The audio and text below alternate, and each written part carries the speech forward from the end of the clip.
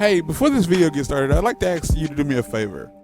If you find yourself watching this video, obviously you have because you can hear this, if you decide for whatever reason to nope out of this video before it finishes, and I mean like well before it finishes, like before the halfway mark or at any point, like you decide like to leave before it's done, do me this favor and leave a comment down below explaining exactly why you're leaving. If it's my voice, if it's the audio, like the audio quality, if it's the co-host voice, if the video is just boring, doesn't matter what it is. Like even if it's like, well, I suddenly had to poop and I had to leave. Like doesn't matter what it is, just tell me what it is down below because I'm trying to boost audience retention. And I feel the only way to really do that is by having the audience tell me what's making them lose retention. So enjoy the show. So yeah, so I was going to go to this one place and have it done, and I was just really concerned about being put under, and I'm sure you can understand why, right? Mm-hmm. So I think it was after Christmas, I got a phone call on the way to the clinic, and they were like, "Hey, we're your cardiologist office." I'm trying to like shorten as much of this as possible. We're your cardiologist office, and your surgeon wants you to do a stress test. And I was like, oh, hey, I've been out. Fuck. That was wild. I was supposed to do a stress test with you guys like a year or so ago for something else. And y'all told me I was too fat. And I recall this, yeah. right. And I'm being real with myself and the audience who might still be here listening. And so the lady was like, oh, okay. I mean, I'm paraphrasing. I didn't tell her that. And she was like, "Oh, okay." She's like, we'll figure something out and then we'll give you a call back." And I was like, "All right, coolio magulio." So time goes forward, like a week or two goes forward, because I think, I don't even remember when this was, but I remember I got I was at the clinic one day, like a week or two after that phone call, and I get a phone call. Oh, that was Christmas. Like this was like New Year's, like a week or two after New Year's. I get Kathy, like that helps anybody out. Don't nobody know who she is but me. Kathy walks up and says, "Hey, we got to give you this when Timber comes back." Again, somebody else I don't know comes back. She'll explain more in detail. And he said, like on February 10th, I got to go to St. Louis. And the minute I saw St. Louis, I was like, I don't wanna. You understand how far St. Louis? You know how far St. Louis is from here? Far enough that I wouldn't want to go like for that. It's a 3-hour drive. Yeah. It is a 3-hour drive. So I was like, oh my gosh, that's going to be an all day thing. I'm going to have to do that all day, and I don't want to. And on top of that, I don't really want to like do this surgery because I was under the impression. Okay, so. For the people at home watching, there's a thing called a fistula and there's a thing called a graft when it comes to dialysis treatments. A fistula, so I'm going to explain to you why I didn't want to have this surgery like back when I first started dialysis. If you've ever seen anybody who's on dialysis like long term, you may notice that they have this massive snake in their arm. Do you know what I'm talking about? Because Xavier had one. I don't know. I don't think I know. If you Google it, you'll see what I'm talking about. And you'll be like, yeah, that's what that is. And it's effectively a giant plastic tube that they insert under your skin and they attach it to an artery. And then that artery fills that tube with blood. Like it goes in flat. Because, you know, blood in the air in the bloodstream is a good way to die. Well, it's not a good way to die, but it's a guaranteed way to die. So they insert that thing into under your arm, and then they like attach it to the thing to your artery, and then it fills up with blood, and then they kind of pierce that with needles to do your dialysis, to do hemodialysis, specifically hemodialysis. I am ugly. I am unattractive. I got an okay face. But I'm fat. Like I'm fat and short. And like I got bad knees. So like even when I'm walking upright, It looks awful. I don't have self-esteem. I have zero self-confidence. None whatsoever. Like, none. And I couldn't help but think, like, if I get this thing in my arm, like, I'm just going to become even more of a fucking freak of nature. I'm going to become more of a monster. And I was like, I don't want this thing in my arm. Like, I don't even like having the catheter in my chest. Like, I don't like having it. The catheter in my chest is, for anybody, like, the catheter, like, so you understand that this catheter is in a hole in my chest, right? Yes. Like, there's just, like, it's There's not just a hole there. Yes, it's literally just an open hole. And the catheter is like, in my heart. It's in my heart. This is a great way to get an infection. Like, it's a real good way to get an infection. And my doctor's been like, yeah, like, you know, this is your life now. You really should consider, like, getting a fistula or something like that. And I was just so against getting this thing done because I just didn't want to. I just didn't want to. I didn't want it was going to be ugly and all this other stuff. But, like, something happened and I was like, okay, you know what? I had to get the catheter exchanged again. And I think this is about the fourth time I've had to get it changed. And so I said, all right, so like go ahead and I asked him to go ahead and set me up for like a fistula, like start the process on that. So fast forward to, I guess, the last week of January. Like, okay, oh, I'm sorry, no, rewind back. So that's what a graft is. Like, a graft is when they use it's a synthetic fistula. A fistula is the procedure I had. A fistula is when they cut open your arm or wherever the access site is, and they stitch a vein to an artery. That is what they do.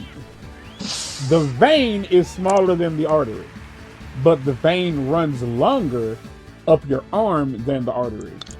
The magic of what I'm about to explain is nutso magutso. Because the artery is going to start feeding more blood into the vein and it's going to start going up your arm, the vein basically becomes a long fucking artery. Over the next several weeks, the vein that they attach to my artery is going to get bigger. It's going to about double in size. And that's going to become the access site. And what that means is basically they'll be able to do dialysis, but it'll all be self-contained. And a fistula is much better for you than a graft, simply because the fistula is 100% natural. It's all your own body. Your body won't reject it. It's just a matter of like getting through the surgery and making sure that it matures properly.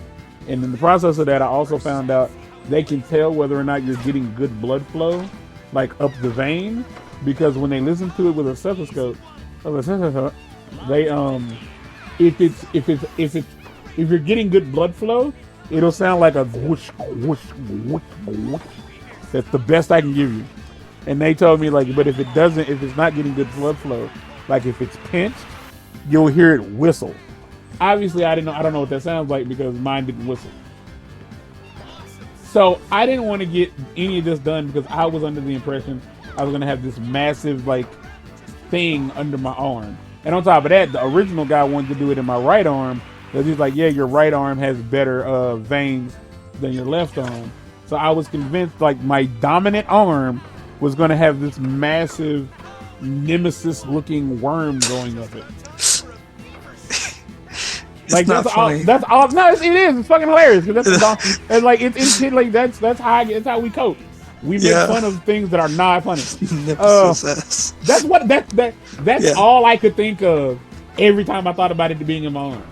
It was like I'd look like Nemesis. So, fast forward to a week before I go to St. Louis. I'm scared. The last time I was on a hospital table, actually this isn't true.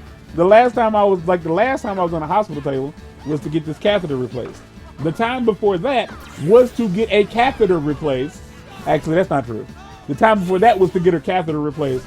But the time before that, which was only a few days before, was to get a catheter replaced. And that's when I passed the fuck out. I've been on operating tables a few times in my life, and only one time has it gone badly. One fucking time, and that one time was basically because of my doctor. It was because he had me on a medication that caused me to retain fluid, and because I was retaining fluid, the fluid got under my lungs. I couldn't breathe. I passed the fuck out. Every other time has gone swimmingly. I've been put out twice for surgeries before and woke up just fine. So I'm scared of that. I'm like, I don't want to die. I don't want to die now. But like as the week went on, I think by the time the weekend hit, I said, you know what? I'm fucking tired of being scared. Whatever's going to happen is going to happen. And this thing I'm going to do, and I don't know if y'all believe in Christ or whatever, but for me, it's one of those things where it's like, if I choose to believe in Christ, if you're going to choose to have a savior, why the fuck are you walking around scared? Like, everybody dies. No matter what the scenario is, everybody will die. There have been plenty of people who have done things that should have killed them and they didn't fucking die. But everybody has to go eventually. So I said, fuck it, I'm tired of being scared. Like, I'm finna hit this bitch like I don't give a fuck. And so that's what it was. Like, so come Monday night, I decided, all right, I'm trying to give me some sleep because I gotta be in St. Louis at 9 o'clock in the morning. We left here at 4:30 in the morning. And I was like, I ain't even bugging. And it's like, you wanna know why I ain't bugging? I ain't gotta pay for this ride. I ain't gotta put gas in the car. I ain't gotta do shit but get in the car and go. So I had my phone charged. I had my motherfucking Ninja Turtle shirt on. I had my headphones on. I listened to music the whole way there. I ain't give a fuck. I was chilling. I get to the hospital, and I'm talking about shit it went smooth as wet butter, dog. Like they printed out how to get where I was going. It's like, you want to go to this place, go to this address, into this door, take the elevators up to the 3rd floor, and like I was able to just piece everything together. I pissed before I got when I got to the 3rd floor, I had to immediately go pee. I had to pee so goddamn bad. But I get there and they're like, yeah, we're gonna do everything all in one day. We're gonna do our own vein mapping. Fuck that shit, them other people do it. I get there, I get like checked in less than 2 minutes, they already calling me back. They go do the vein mapping. They was like, yeah, your veins are damn near identical in either arm. We could basically do whatever we wanted to. So like, it's really up to the doctor. And they was like, well, we was gonna like start at the upper arm, but then they was like, no, let's actually get like an image of your forearms. And they was like, yeah, your veins are good in both arms. And they was like, we typically don't like to do this in your dominant hand, so we're gonna do it in your left hand. And I was like, all right, bet. So when I was done with that, they took me down to the surgery place.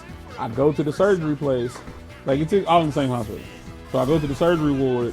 I get signed in there, and like again, less than like 3 minutes waiting, they call me back, and they was like, all right, we need you to get undressed. Wipe yourself down with these very special cloths. They was like, do not wipe your face, do not wipe your armpits, do not wipe your privates. And I'm assuming that they would either dry me the fuck out or burn like a son bitch. So I ain't fuck with that. But like, I was like, so I took my shirt off and I'm in the process of putting my motherfucking like gown on. And the lady comes in, she's like, you know, can I come in? I was like, yeah. And she's like, are you good? I was like, yeah, I'm straight. She's like, we need you to get all the way undressed. Like, all the way undressed. And I go, oh. All the way. And I go, oh. She's like, yeah, take everything off. So I was like, oh, my bad. I didn't take off my drawers. That's gonna come up later. So I decided not to take my drawers off, right? And in the process of not taking my motherfucking drawers off, and they come back in the room. Like, they come back in the room. Like, I don't wipe my arms, my legs down, wipe part of my chest down. Like, I'm like, all right, I'm good. She come back in the room. They see I got my underwear on. And they like, hey, man, like, what? She said something along the lines of like, why are you acting like you are not the star of the show? Get on the bed. She's like, this is all about you. And I'm like, oh, okay. And so they're like, yeah, this is all you right here, buddy. So I get in the bed, I get on the stretcher. They kept calling it the stretcher. That's not what I'm used to a stretcher looking like. But to be fair, it was similar to a stretcher, so there's that. So I get on the stretcher and they're like, all right, I'm in there cracking jokes. Because I'm nervous still.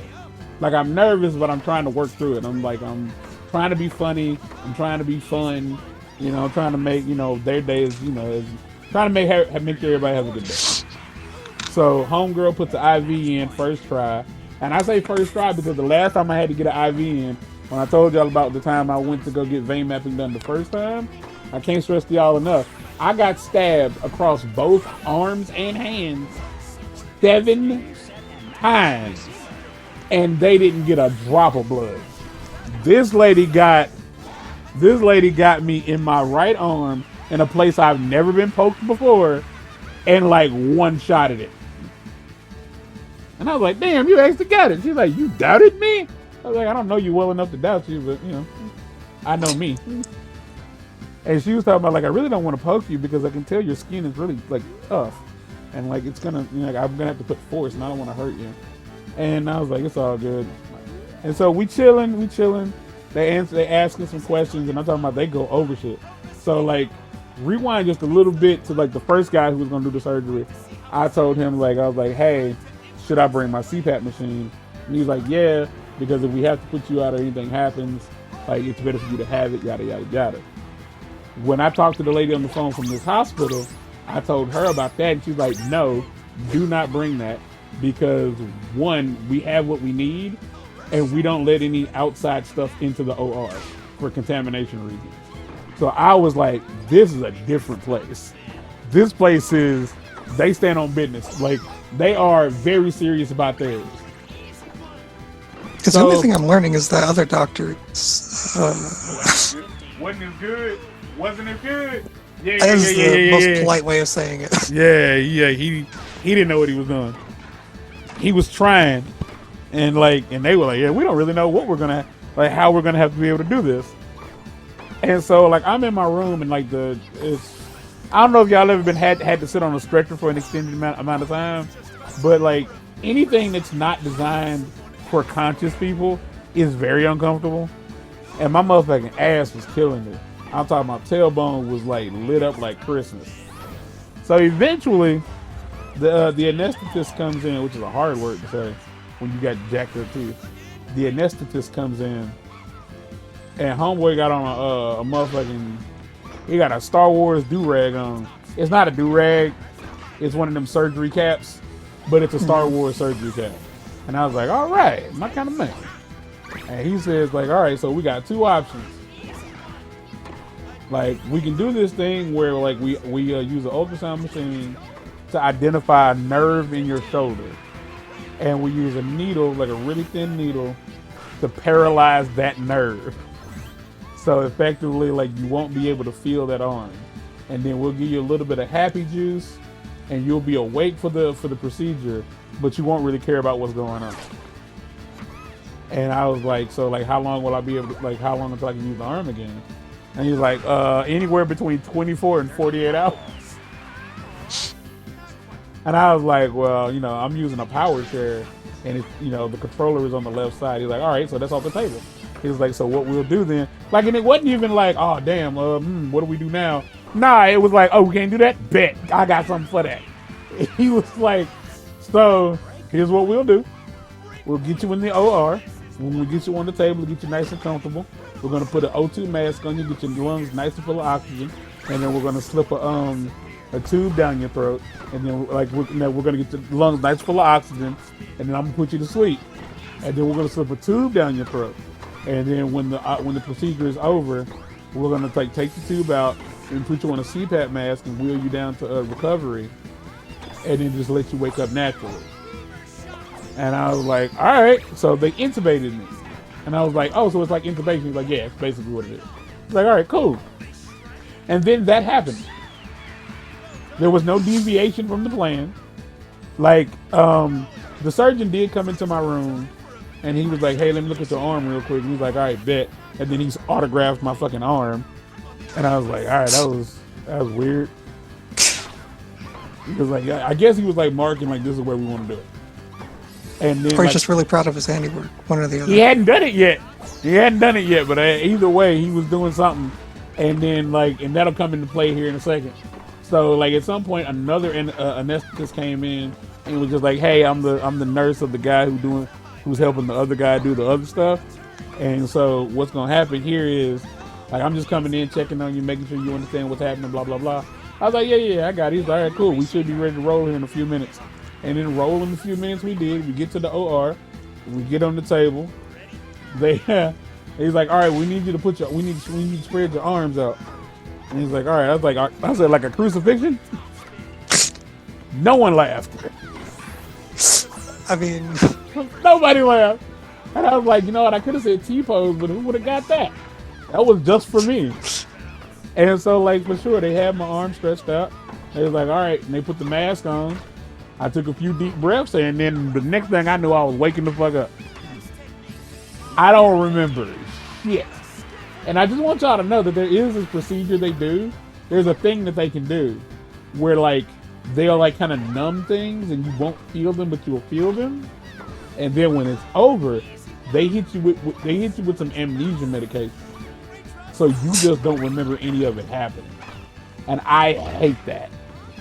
Like, it doesn't cause you any kind of like side effects. At least, I don't know if there's any like long-lasting side effects. It wasn't for me. But I hate the idea that I might have lived through something and then somebody hit me with a flashy thingy from MIB and I just forgot it. I hate that shit. So, I woke up in recovery. And recovery is really a big ass like room where like it's a real big room and like you can see all the other stretchers around you. Like everybody gets wheeled in here and they just kind of like park you so like the nurses and shit can see you and get you immediately. I woke up, I had the CPAP mask on, I was breathing, and the first thing I did was I put my hand in the sky and I went, I made it! I made it! And then I looked at my hand, because again, like just trying to see what it was like.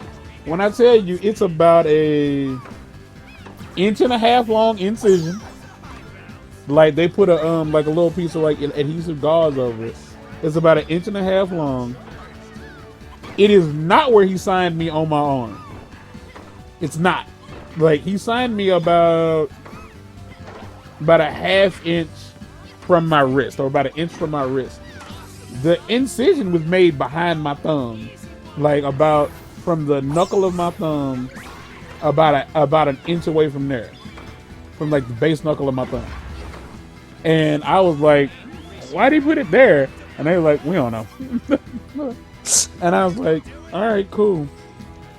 And so from there, that was it. Like they said, like the only thing we really need to do now is we got to wheel you back to recovery. I did have a hard time getting my O2 sats back up, and they was like, "Hey," because they had took the oxygen off me and they took the CPAP mask off me, and I had asked them for the oxygen again, and they was like, "Hey, if we give it to you, you can't go home.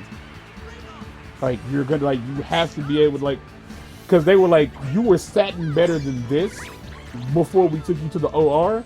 If you can't get back to where you were, you got to stay here, and we don't want you to have to do that." So they was like, and then so somebody said, "You know what? I bet it's just still like a little bit of the residual stuff like floating in his system." They said, "Give him a nebulizer." And if any of y'all have ever had a breathing treatment, like you know what a nebulizer is. It's just this thing that like aerosols a liquid medication, and you inhale it and it opens up your lungs. And that was the solution. So I was pretty good.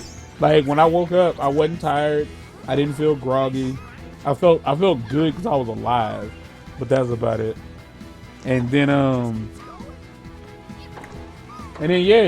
had to go home, and that was the hard part because the dude who dropped me off that morning, he was gonna stay there the whole day, and I think he sent me a text message probably right as I was getting out of surgery. But like that was 30 minutes later or 20 some odd minutes later, I was like, "Hey, like yeah, I just got out." But apparently he had already like left, and so I got a phone call from somebody saying, "Hey, like you're such and such, you need to ride back to Pleasantville." I was like, "Yeah." He's like, all right, cool. I'm trying to find somebody that has like a wheelchair van that can take you, and blah blah blah blah blah. Eventually, he was like, I couldn't find nobody, so I'm gonna just come get you because I have somebody else here that needs to go back to the Ville. And I was like, what are the fucking odds? So 6:30 hit, like, cause they was like, hey, do you need any kind of pain? We're gonna write you a script for pain meds, the infamous ones that put me on my ass. And they was like, do you have a pharmacy at the house, like at home? And I was like, yeah. He's like, will they deliver? I was like, they'll deliver it, but I ain't gonna be there because I'm gonna still be here. And they was like, okay, well, can we just fill them here at our pharmacy? And I was like, it's all good. I can just pick them up tomorrow. And they was like, well, we don't want you to go home and be in pain. So we'd appreciate it if you just let it. And they was like, will you do it for us? Like, just so we'll feel comfortable. I was like, all right, bet. So at the end of the night, they was like, hey, we're finna go check on your meds. And the pharmacy hadn't filled them yet. So the lady, her name was Janet, she went down and she was like, yeah, they're gonna fill them. She's like, your copay is 15 cents. Don't worry about it. And so she went, I'm pretty sure either she paid the 15 cents, and I do mean 15 cents. I don't mean $15. I mean 15 cents. Just straight up 15 cents. Either she paid it or the hospital was like, fuck it. They brought me my drugs. Dude came and got me at 6. I think we left, and I was the last person there. So they were like constantly asking me like, hey, has your ride called yet? Because they were trying to close the ward. And I was holding everything up. Like, they were trying to go home. So my ride shows up. We go down to the front. I get in the van. And there's a white lady up front. Now, the first, when I rode down, I parked the wheelchair in the back. And I got out and I just sat in the front because that wheelchair ain't comfortable. Like, it's not, which is good to a degree. But since this lady was already sitting up front, we couldn't do that.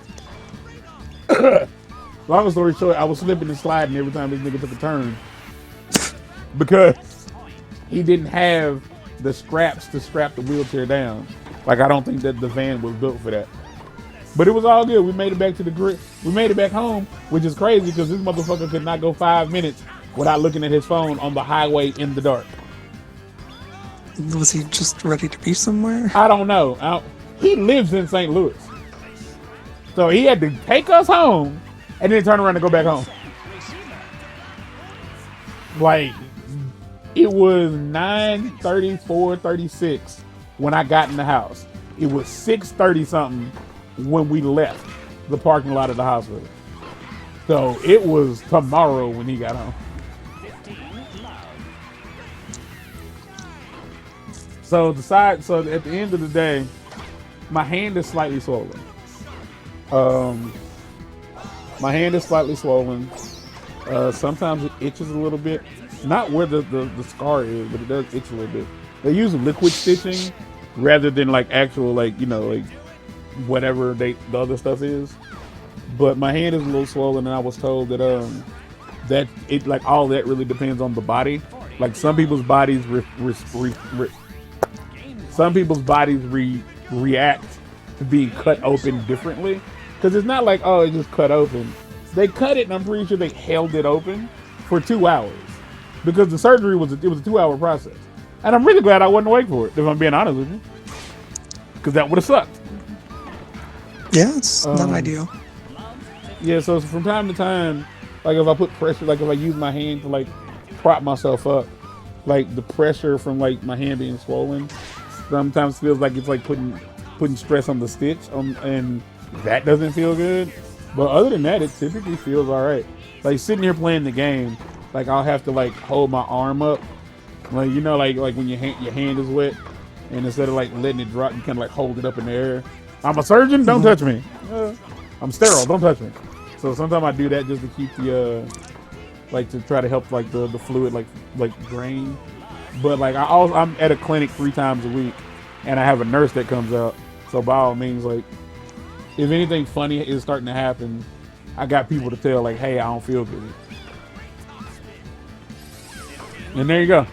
I did pussy. That's not the name of the hospital at all. I forgot the name of the fucking hospital. but it's a hospital in St. Louis. Damn, give me a second. I want to find it. I want to find the name of the hospital because they did me right, and I like that they did me right. They took care of me. You know what I mean? They're good people. Well, they were professionals. Yeah, I mean that's at the very least. It's weird to just meet people who actually do their job. Yeah. DePaul, that's the name of the hospital. Like I thought DePaul was just the name of the road, but no, it's the name of the road and the hospital. So. And yeah, I didn't meet anybody interesting. I was wearing a Ninja Turtle shirt, and I got compliments on my shirt twice, so I appreciated that. Oh, and the whole surgery cost me $22 for anybody who's scared. That's it. My copay for the surgery was $22, and I have United Healthcare, and I'm not saying that when people say, "Hey, I'm tired of you letting us die," and stuff happens, it changes the way people act about shit. I'm not saying that, but I am saying that. Like, I don't know how much this would have cost me otherwise, but yeah, $22 and some change. That's how much it cost for me to have that surgery. And the pain meds were only 15 cents. It could have something to do with the fact that I was in St. Louis. I don't know. But anyway, if you stayed for this 45-minute episode, you're a real trooper. Subscribe, motherfucker. Subscribe, because some people like medical shit, and they should. I'm cutting this, and I'm definitely putting this on TikTok. I don't know, like I'm gonna have to replace the game footage, so it'll be interesting to look at. But yeah, I'm gonna replace this shit. So yeah, next episode, Valley of the Monsters. Hit my outro. And just like that, the episode's over. If there's anything I could have done to make it better for you, let me know down in the comments. If you liked it, like it. But if you really liked it, tell everyone.